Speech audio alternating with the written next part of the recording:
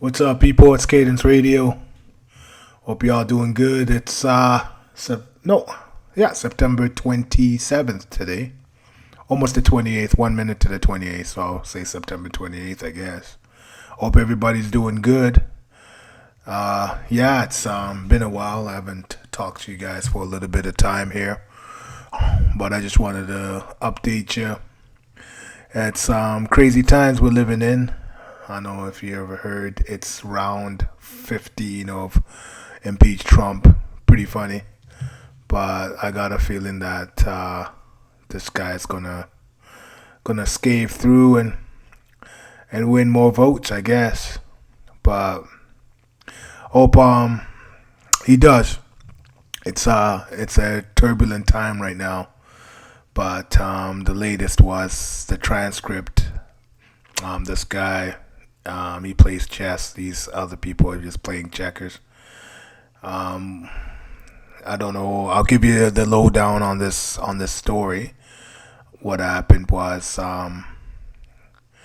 there was there was news out that there was this whistleblower.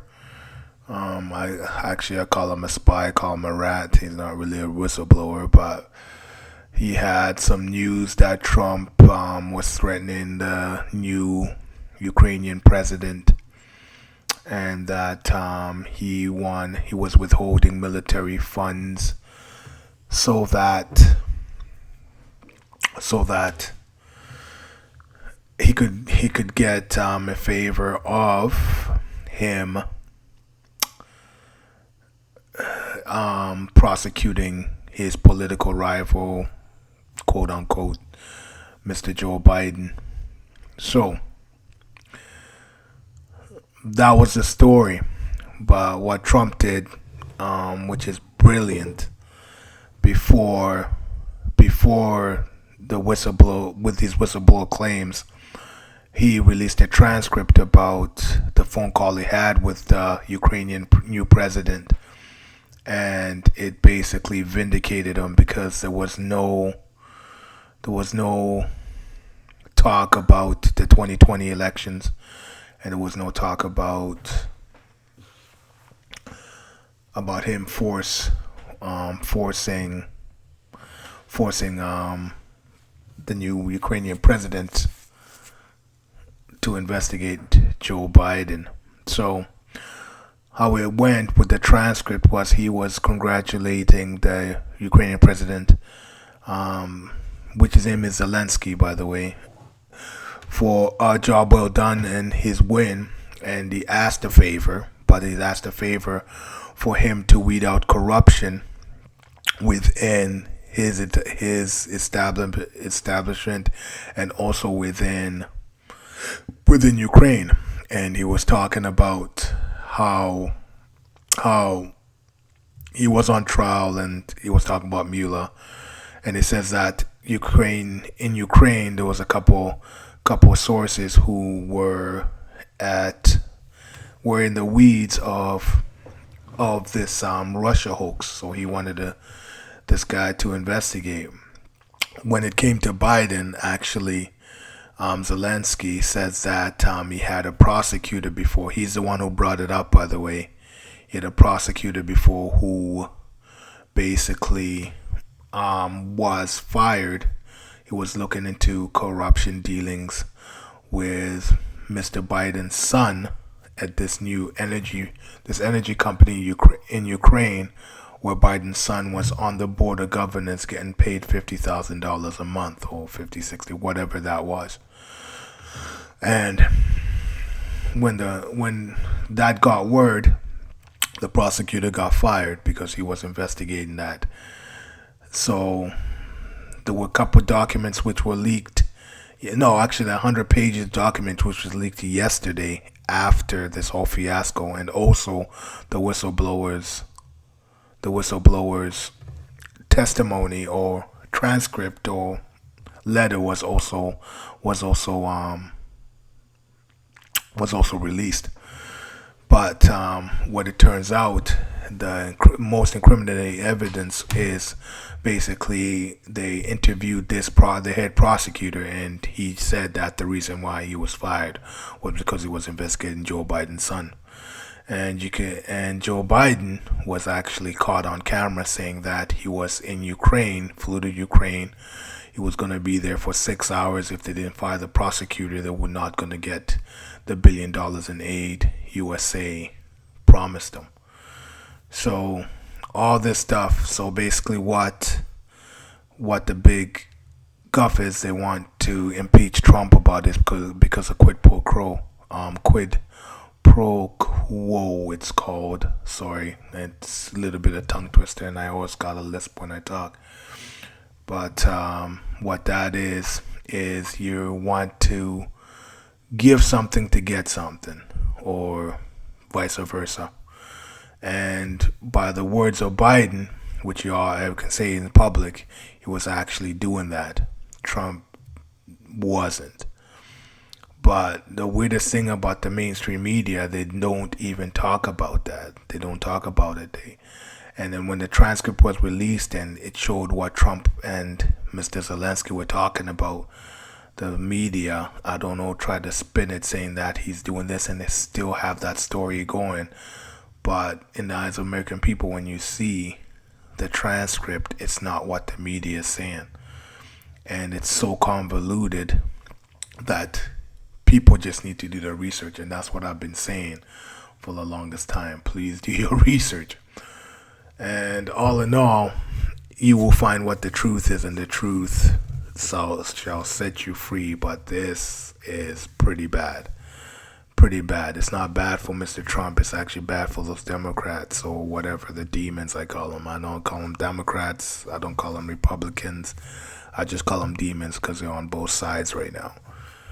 So the guy's gonna they ain't gonna get him. They're trying 8 ways to Sunday to take this guy down, but I just got a feeling that he is going to nail these guys. I think investigations will happen in about, I would say, 6 months or so. They have stuff lined up. This impeachment's not going to go anywhere. And you're going to see more evidence coming out on the other side about how these guys are trying to do all they can, because they're not going to beat them in election time. There's no way. And after the Ukraine thing is exposed and Biden is in the middle of it, his favorability has been going down. So Miss Elizabeth Warren, how many Democrats are running on there? They say if she is the front runner, it's pretty much over for the party in question, because lots of other Democrats are saying that if Elizabeth Warren is the front runner, they are not. They are not going to be. They're not going to support her at all. They're going to vote for Trump because no one wants a socialist country in the USA. It's a death knell, straight up. But here's my prediction: what's going to happen if Biden does buy out because of all this corruption? You're going to see another demon come up. I call her the main wildebeest. Miss Hillary Clinton. I got a feeling that you're going to see her step in and run again. All of a sudden, she's doing a tour all through next week. She's been doing speeches, gauging whatever, but don't quote me on this. You're gonna see her probably try to run again, and if that happens, it's gonna be glorious of what's gonna come out, because she's running. Because that Ukrainian thing, she has her fingerprints all over that. Because what happened with the Russia hoax, with all this obstruction and stuff, it actually happened in the Ukraine. They say that there's this company called CrowdStrike, which is down there, which basically are the ones who started this Russia hoax, and it looks like they have started this Ukrainian hoax. So what the people are doing, whoever's behind Trump or Trump himself, whoever's behind that, they're putting eyes on where they're going to strike next. And I think they have Mr. Zelensky. He ran the same way as Trump ran. He wants to weed out corruption in his country, and that's good for him. Like honestly, this corruption has to go. We got to stop feeding the beast, man. And it hopefully happens in our elections coming up too, because the Canadian elections are actually in about a couple of weeks. I've never voted. I am gonna vote this year federally, and I'm probably voting for the lesser of the two evils, but I know who's evil. So speaking of which, just to get that guy out of there, man. You know, when it came up with this, Mr. Trudeau had made lots of headlines last week or the week before, with the black face and the brown face and the and the point and all this stuff. You know, me as a black person, I wasn't. Could I be offended? I just think the guy's an idiot, first and foremost. You know, I can understand, like, I know he's a drama teacher and all that stuff, but I can understand if you're doing it for a play, I don't know, doing a play, and that actually would kind of irk a little bit. It will still irk some people, even if you're paint or whatever, but you're going out in public, you're going to galas, getting painted up, putting a turban on and running around. You know, like, what's the matter with you, man? You know, it's just, it's ridiculous, and you're supposed to be Mr. Prime Minister here. And it's not like he did it when he was 17 or 16 or 12 or something like that. He did it when he's like about 30, 29, 30 years old. The guy's been putting on faces and all that. That is bullshit. But to each his own. But he apologized when this thing comes up. But this has happened numerous times already. They've already caught this guy painting his face and stuff. It's not a one-time thing. So I think that he just gotta that undertone gets to you, man. So yeah, but you know, he has a pretty face. People, he'll just smile to the camera and say I'm sorry and stuff, and change his profile like he's talking to a colored kid on in the cafeteria, you know, and people will be like, oh, he made a mistake. But honestly, man, lots of undertones on that one. Lots of undertones. And, you know, the true colors will come out.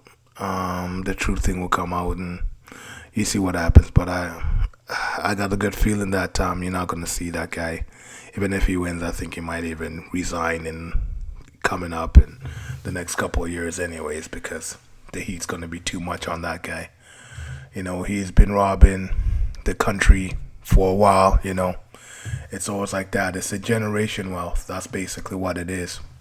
All these people, all these politicians who are put in position, senators, presidents, prime ministers, all that, it's just generational wealth. You know, they just sit there to feed the trough and give it to the family, and just basically siphon the people's wealth and people's energy. And to tell you the truth, and I'm not being biased, nothing like that. And if I see it, the only person I actually don't see that doing is Mr. Trump. Is basically, that's all I'm gonna say. The guy's losing a lot of money. The guy doesn't take a paycheck. You know, he doesn't take a check for anything. You know, he's just doing it because, you know, either he loves his country or there's a bigger agenda happening, which I think there is, which we'll probably find out when it's all said and done, when his reign is over. Hopefully it's for the good, you know, and there's a lot of people getting weeded out here. There's lots of CEOs who've been retiring. Please, all I gotta say is watch me. Of course, that's what I would say. Watch me for a little bit of updates here and there. But if you guys have a chance, get to talk to Miss Tracy B. She has a good thread on, and like a couple of days ago, talking about how she went to Washington and talking about all this Ukraine stuff, and she had an insider, and I guess this insider did predict that there's something happening in Ukraine. But the biggest thing I got out of that thread was that there's a dilemma within the ranks. With these two factions, or how many factions there are. They want to pull the pin out of the whole this, but it will compromise a whole lot of people, or they want to gradually throw the news out to the people, but they want to pull the pin out there and basically get it all gone. So hopefully it's the latter. I wanted to pull the pin, basically disclose everything, bring it all out, and just let us pull the band-aid off and let us figure it out.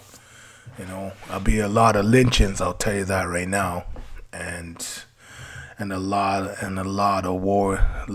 It'll be a lot of angry people, but it needs to be done.